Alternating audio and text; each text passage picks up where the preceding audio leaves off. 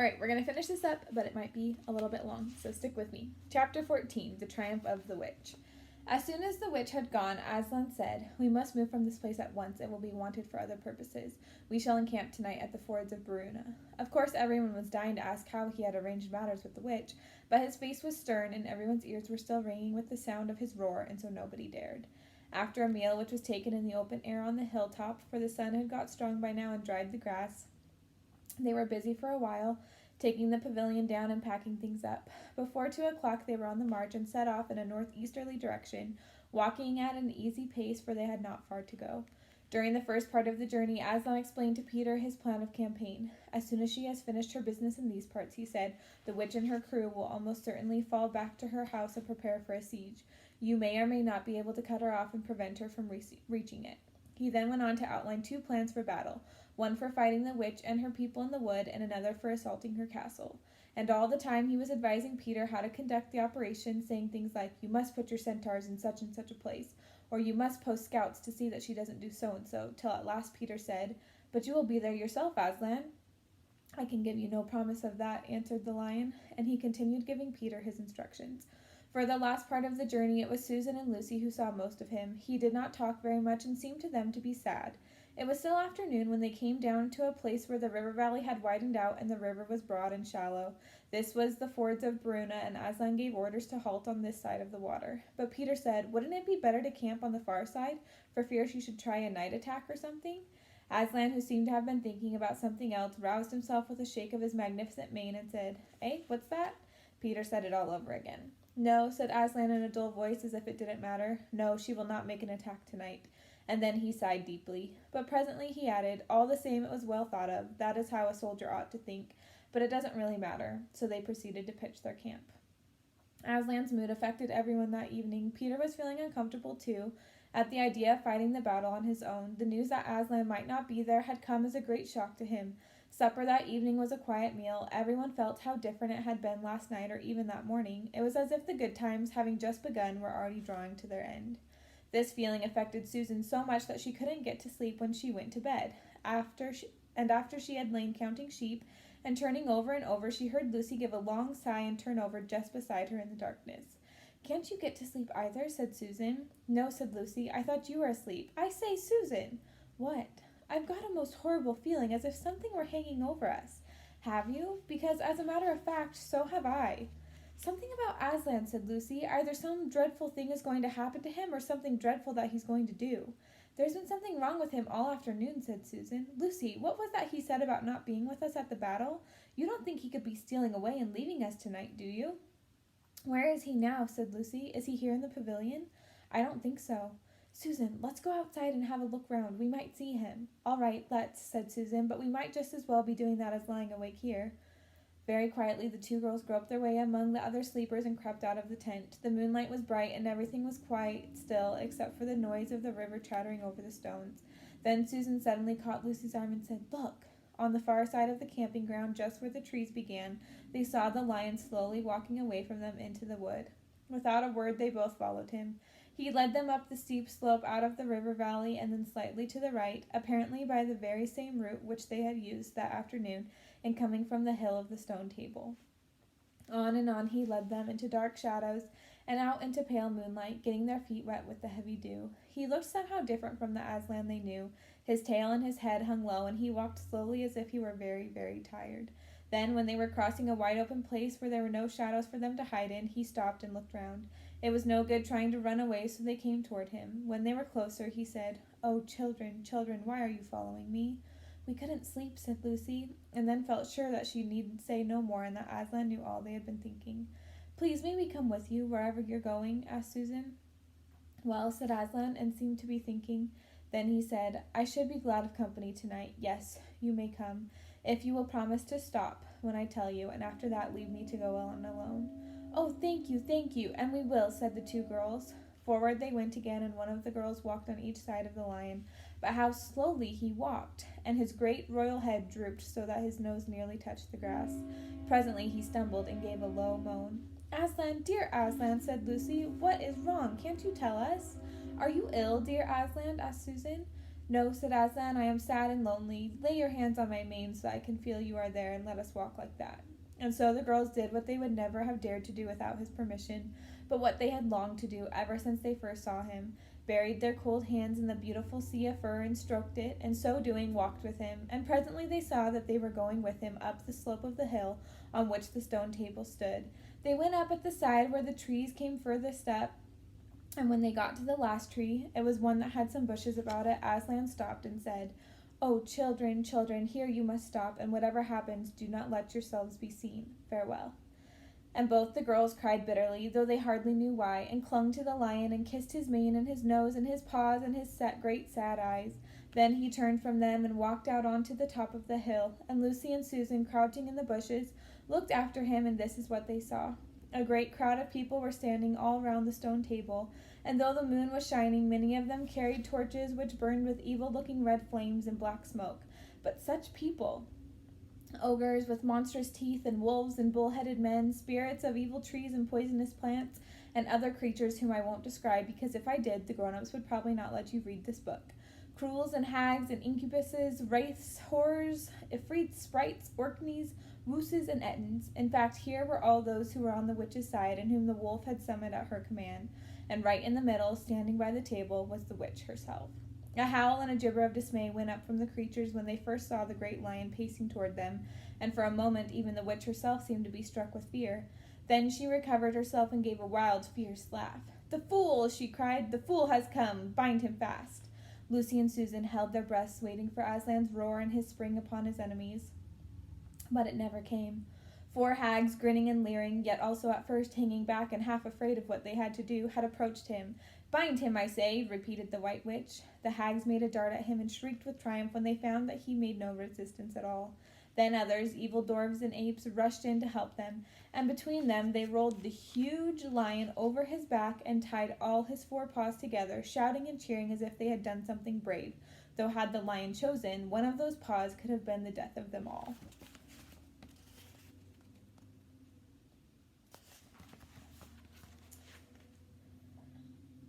But he made no noise even when the enemies, straining and tugging, pulled the cords so tight that they cut into his flesh. Then they began to drag him toward the stone table. "Stop," said the witch, "let him first be shaved." Another roar of mean laughter went up from her followers as an ogre with a pair of shears came forward and squatted down by Aslan's head. Snip, snip, snip went the shears, and masses of curling gold began to fall to the ground. Then the ogre stood back, and the children, watching from their hiding place, could see the face of Aslan looking all small and different without its mane. The enemies also saw the difference. "Why, he's only a great cat, after all," cried one. "Is that what we were afraid of?" said another. And they surged round Aslan, jeering at him, saying things like, "Puss, puss, poor pussy, and how many mice have you caught today, cat? And would you like a saucer of milk, pussums?" "How can they?" said Lucy, tears streaming down her cheeks. "The brutes, the brutes!" For now that the first shock was over, the shorn face of Aslan looked to her braver and more beautiful and more patient than ever. "Muzzle him," said the witch, and even now, as they worked about his face putting on the muzzle, one bite from his jaws would have cost 2 or 3 of them in his hands. But he never moved. And this seemed to enrage all that rabble. Everyone was at him now. Those who had been afraid to come near him even after he was bound began to find their courage, and for a few minutes the 2 girls could not even see him. So thickly was he surrounded by the whole crowd of creatures, kicking him, hitting him, spitting on him, jeering at him. At last the rabble had had enough of this. They began to drag the bound and muzzled lion to the stone table, some pulling and some pushing. He was so huge that even when they got him there, it took all their efforts to hoist him onto the surface of it. Then there was more tying and tightening of cords. The cowards, sobbed Susan. "Are they still afraid of him, even now?" When once Aslan had been tied, and tied so that he really was a mass of cords, on the flat stone, a hush fell on the crowd. 4 hags, holding 4 torches, stood at the corners of the table. The witch barred her arms as she had barred them the previous night, when it had been Edmund instead of Aslan. Then she began to whet her knife. It looked to the children, when the gleam of the torchlight fell on it, as if the knife were made of stone, not of steel, and it was of a strange and evil shape. At last she drew near. She stood by Aslan's head. Her face was working and twitching with passion, but his looked up at the sky, still quiet, neither angry nor afraid, but a little sad. Then, just before she gave the blow, she stooped down and said in a quivering voice, "And now who has won? Fool, did you think that by all this you would save the human traitor? Now I will kill you instead of him as our pact was, and so the deep magic will be appeased. But when you are dead, what will prevent me from killing him as well? And who will take him out of my hand then? Understand that you have given me Narnia forever. You have lost your own life, and you have not saved his. In that knowledge, despair and die." The children did not see the actual moment of the killing. They couldn't bear to look, and had covered their eyes. Chapter 15. Deeper Magic from Before the Dawn of Time. While the two girls still crouched in the bushes with their hands over their faces, they heard the voice of the witch calling out, "Now, follow me all, and we will set about what remains of this war. It will not take us long to crush the human vermin and the traitors now that the great fool, the great cat, lies dead." At this moment the children were for a few seconds in very great danger, for with wild cries and a noise of skirling pipes and shrill horns blowing, the whole of that vile rabble came sweeping off the hilltop and down the slope right past their hiding place. They felt the spectres go by them like a cold wind, and they felt the ground shake beneath them under the galloping feet of the minotaurs, and overhead there went a flurry of foul wings and a blackness of vultures and giant bats. And at any other time they would have trembled with fear, but now the sadness and shame and horror of Aslan's death so filled their minds that they hardly thought of it. As soon as the wood was silent again, Susan and Lucy crept out onto the open hilltop. The moon was getting low, and thin clouds were passing across her, but still they could see the shape of the lion lying dead in his bonds. And down they both knelt in the wet grass, and kissed his cold face, and stroked his beautiful fur, what was left of it, and cried till they could cry no more. And then they looked at each other, and held each other's hands for mere loneliness, and cried again, and then again were silent. At last Lucy said, "I can't bear to look at that horrible muzzle. I wonder, could we take it off?" So they tried, and after a lot of working at it, for their fingers were cold, and it was now the darkest part of the night, they succeeded. And when they saw his face without it, they burst out crying again, and kissed it, and fondled it, and wiped away the blood and the foam as well as they could. And it was all more lonely and hopeless and horrid than I know how to describe. "I wonder, could we untie him as well?" said Susan presently. But the enemies, out of pure spitefulness, had drawn the cords so tight that the girls could make nothing of the knots. I hope no one who reads this book has been quite as miserable as Susan and Lucy were that night, but if you have been, if you've been up all night and cried till you have no more tears left in you, you will know that there comes in the end a sort of quietness. You feel as if nothing was ever going to happen again. At any rate, that was how it felt to these two. Hours and hours seemed to go by in this dead calm, and they hardly noticed that they were getting colder and colder. But at last Lucy noticed two other things. One was that the sky on the east side of the hill was a little less dark than it had been an hour ago. The other was some tiny movement going on in the grass at her feet. At first she took no interest in this. What did it matter? Nothing mattered now. But at last she saw that whatever it was had begun to move up the upright stones of the stone table, and now whatever they were moving about on Aslan's body. She peered closer. They were little gray things. "Ugh," said Susan from the other side of the table. "How beastly! There are horrid little mice crawling over him. Go away, you little beasts!" And she raised her hand to frighten them away. "Wait," said Lucy, who had been looking at them more closely still. "Can you see what they're doing?" Both girls bent down and stared. "I do believe," said Susan. "But how interesting! They're nibbling away at the cords." "That's what I thought," said Lucy. "I think they're friendly mice. Poor little things, they don't realize he's dead. They think it'll do some good untying him."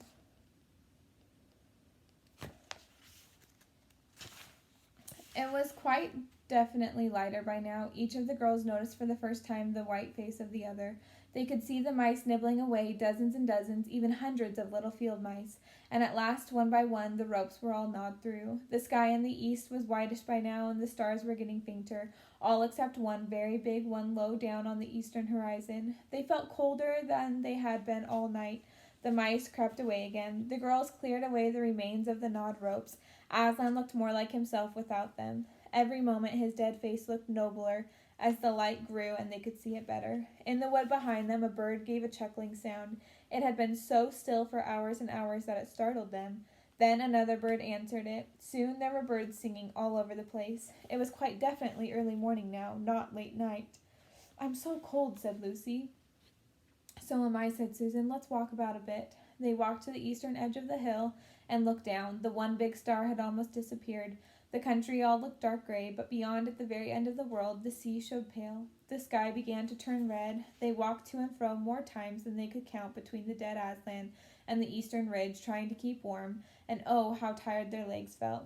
Then at last, as they stood for a moment looking out toward the sea and Cair Paravel, which they could now just make out, the red turned to gold along the line where the sea and the sky met, and very slowly up came the edge of the sun. At that moment they heard from behind them a loud noise, a great cracking, deafening noise, as if a giant had broken a giant's plate. "What's that?" said Lucy, clutching Susan's arm. I feel afraid to turn round," said Susan. "Something awful is happening." "They're doing something worse to him," said Lucy. "Come on," and she turned, pulling Susan round with her. The rising of the sun had made everything look so different. All colors and shadows were changed, that for a moment they didn't see the important thing. Then they did. The stone table was broken into 2 pieces by a great crack that ran down it from end to end, and there was no Aslan. "Oh, oh, oh!" cried the 2 girls, rushing back to the table. "Oh, it's too bad," sobbed Lucy. "They might have left the body alone." "Who's done it?" cried Susan. "What does it mean? Is it more magic?" "Yes," said a great voice behind their backs, "it is more magic." They looked round. There, shining in the sunrise, larger than they had seen him before, shaking his mane, for it had apparently grown again, stood Aslan himself. "Oh, Aslan!" cried both the children, staring up at him, almost as much frightened as they were glad. "Aren't you dead then, dear Aslan?" said Lucy. "Not now," said Aslan. "You're not asked Susan in a shaky voice. She couldn't bring herself to say the word ghost. Aslan stooped his golden head and licked her forehead. The warmth of his breath and a rich sort of smell that seemed to hang about his hair came over her. "Do I look it?" he said. "Oh, you're real! You're real! Oh, Aslan!" cried Lucy, and both girls flung themselves upon him and covered him with kisses.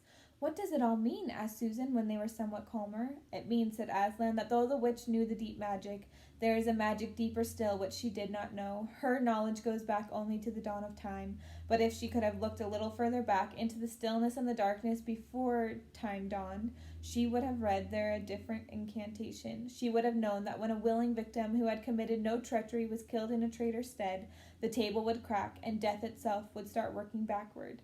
And now—" "Oh, yes, now?" said Lucy, jumping up and clapping her hands. "Oh, children," said the lion, "I feel my strength coming back to me. Oh, children, catch me if you can." He stood for a second, his eyes very bright, his limbs quivering, lashing himself with his tail. Then he made a leap high over their heads and landed on the other side of the table. Laughing, though she didn't know why, Lucy scrambled over it to reach him. Aslan leaped again. A mad chase began. Round and round the hilltop he led them, now hopelessly out of their reach, now letting them almost catch his tail, now diving between them, now tossing them in the air with his huge and beautifully velveted paws and catching them again, and now stopping unexpectedly so that all 3 of them rolled over together in a happy, laughing heap of fur and arms and legs. It was such a romp as no one had ever had except in Narnia, and whether it was more like playing with a thunderstorm or playing with a kitten, Lucy could never make up her mind. And the funny thing was that when all 3 finally lay together, panting in the sun, and the girls no longer felt in the least tired, or hungry, or thirsty. "And now," said Aslan presently, "to business. I feel I am going to roar. You had better put your fingers in your ears." And they did, and Aslan stood up. When he opened his mouth to roar, his face became so terrible that they did not dare to look at it. And they saw all the trees in front of him bend before the blast of his roaring, as grass bends in a meadow before the wind. Then he said, "We have a long journey to go. You must ride on me." And he crouched down, and the children climbed onto his warm golden back, and Susan sat first, holding on tightly to his mane, and Lucy sat behind, holding on tightly to Susan. And with a great heave he rose underneath them, and then shot off faster than any horse could go, downhill and into the thick of the forest. That ride was perhaps the most wonderful thing that had happened to them in Narnia. Have you ever had a gallop on a horse? Think of that, and then take away the heavy noise of the hoofs and the jingle of the bits, and imagine instead the almost noiseless padding of the great paws. Then imagine instead of the black or gray or chestnut back of the horse, the soft roughness of golden fur, and the mane flying back in the wind. And then imagine you are going about twice as fast as the fastest racehorse. But this is a mount that doesn't need to be guided and never grows tired. He rushes on and on, never missing his footing, never hesitating, threading his way with perfect skill between tree trunks, jumping over bush and briar and the smaller streams, wading the larger, swimming the largest of all.